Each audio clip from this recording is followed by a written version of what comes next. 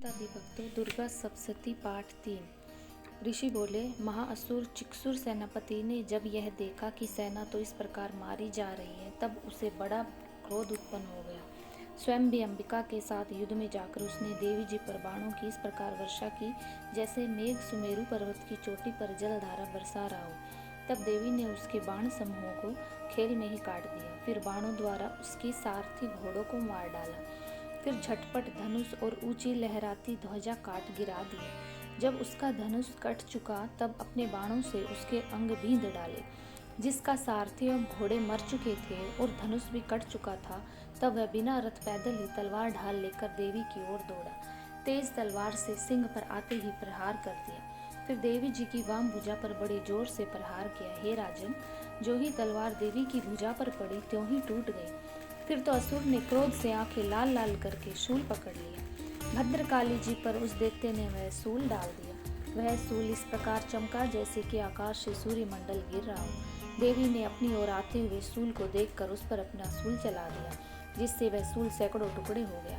साथ में उस चिक्षुर महादैत्य के प्राण भी निकल गए। जब महिषासुर का बलवान सेनापति मर गया, तब देव शत्रु चामर भी हाथी पर सवार होकर आ पहुंचा।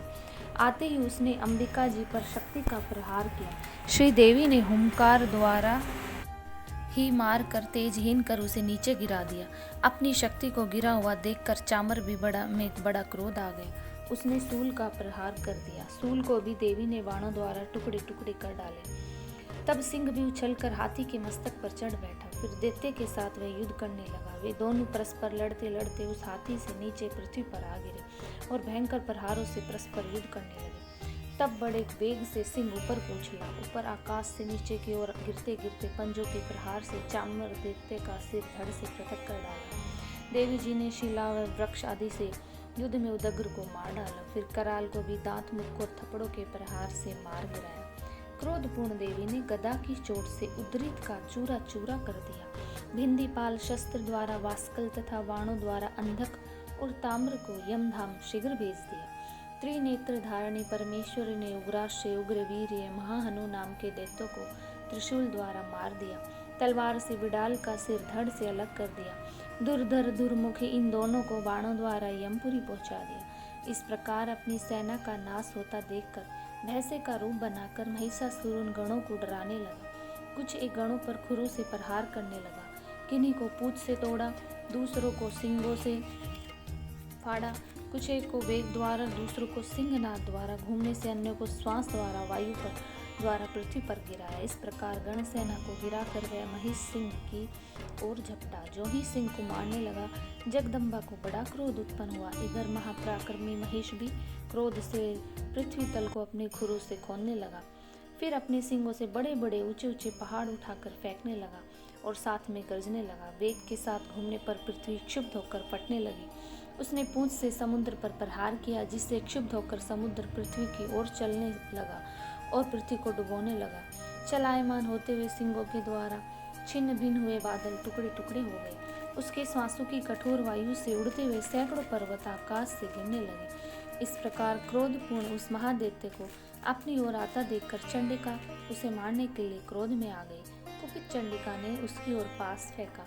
उसके द्वारा उस दैत्य को बांध लिया। तब तो उस महायुद्ध को और महादैत्य को बंधे हुए उस दैत्य ने अपने महिष भैंसे का रूप त्याग कर दिया और झटपट सिंह के रूप में आ गया। जो ही चंडिका उसका सिर काटने लगी, तब वह तलवार हाथ में लिए पुरुष दिखाई देने लगा और शीघ्रता से तलवार ढाल वाले उस पुरुष को अपने बाणों से देवी ने बींध डाला। तब वह बड़ा हाथी हुआ आया। अपनी सूंड से उन महान सिंह को खींचा कर वह गरजने लगा। उसके खींचते हुए अपने खग के द्वारा देवी ने उसकी सूंड को काट दिया। फिर वह महादैत्य भैंसे के रूप में आ गया। इसी प्रकार चराचरी त्रिलोकी को सताने लगा। उस समय जगत माता चंडिका क्रोध में आकर फिर अब उत्तम मधुपान करने लगी। लाल लाल नेत्र करके हंसने लगी। वह दैत्य भी पराक्रम के मद में उन्मुक्त होकर गरजने लगा। अपने सींगों से उठा उठाकर पहाड़ देवी की ओर फेंकने लगा। देवी जी ने भी अपनी बाणों के समूह से उसके फेंके हुए पर्वतों को चूर चूर कर दिया।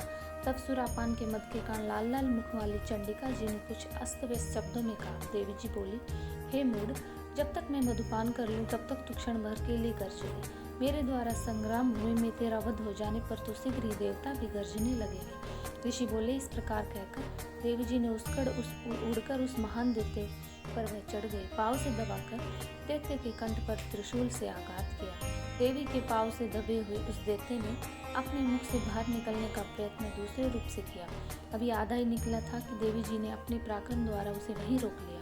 आधा निकलकर भी उस दैत्य ने युद्ध करना आरंभ कर दिया। तब देवी जी ने अपनी तीखी तलवार से उसका सिर काटकर नीचे गिरा दिया। दैत्य सेना हाहाकार करने लगी। तब उस सारी सेना का भी देवी जी ने नाश कर दिया। सभी देवता अत्यंत प्रसन्न हुए। दिव्य महर्षियों के साथ देवता लोगों ने उस देवी की स्तुति की और गंधर्व राज गायन करने लगे, अप्सराएं नाचने लगी। इति तीसरा अध्याय समाप्त।